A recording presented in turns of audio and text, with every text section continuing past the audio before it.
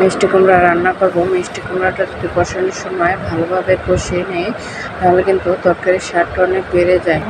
চিংড়ি মাছ দিয়ে মিষ্টি কুমড়া দিয়ে রান্না করব। চিংড়ি মাছটা আগে একটু ভাজা নেব। মাছ ভাজার জন্য দিয়ে দেবো একটু লবণ কুচি, সামান্য হলুদের গুঁড়া। মাছটা একটু ভালোভাবে ভেজে নেব।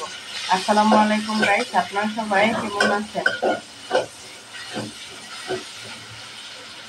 মাছটা এপিস ওপিস উল্টিয়ে পাল্টিয়ে ভালোভাবে ভাজা নেব।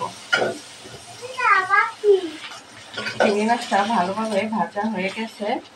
এইটার ভিতরে দিয়ে দেবো বেশ কয়েকখানি পেঁয়াজ কুচি। পেঁয়াজটাও ভালোভাবে ভাজা নেব। দিয়ে দেবো 3টা কাঁচামরিচ আর সামান্য লবণ কুচি। তাহলে পেঁয়াজটা তাড়াতাড়ি ভাজা হবে।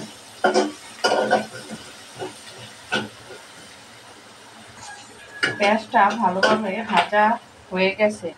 দিয়ে দেব মশলা। মশলাটা কষানোর জন্য দিয়ে দেবো একটু ঝোল। শুকনো মশলা তো পুড়ে যাবে, একটু ঝোল দিয়ে দিলাম। এখানে মশলা ছিল 1/2 চা চামচ হলুদের গুঁড়া, 1/2 চা চামচ মরিচের গুঁড়া, স্বাদ মতো 1/2 চা চামচ টালা জিরার গুঁড়া, 1/2 চা চামচ ধনিয়ার গুঁড়া। কুমড়ো রান্না করলে মশলা একটু কম দিতে হয়। মশলাটা ভালোভাবে কষিয়ে নেব। মশলাটা ভালোভাবে কষিয়ে নিয়েছি।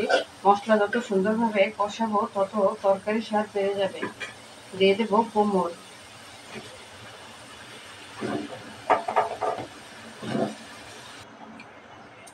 কুমড়োটা মশলার সাথে মিশিয়ে নেব। কুমড়োটা 10 মিনিটের মতো কষিয়ে নেব। তারপরে সিদ্ধ হওয়ার জন্য ঝোল দেব। কষানোর জন্য ঢাকনা দিয়ে ঢেকে দেব। ঢাকনা উঠিয়ে কুমড়োটা একটু আলতোভাবে নাড়াচাড়া করে নেব।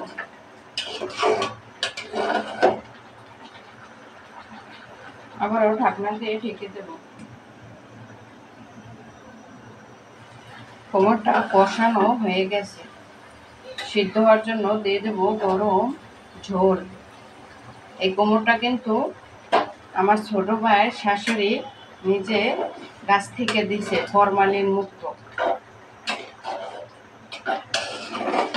খুব মিষ্টিও হবে। সিদ্ধ হওয়ার জন্য ঢাকনা দিয়ে ঢেকে দেব। তরকারিটা প্রায় হয়ে গেছে, একটু নাড়াচাড়া করে নেব।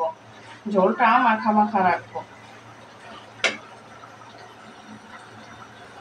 কুমড়ো রান্না হয়ে গেছে, ঝোলটা মাখা মাখা রেখেছি।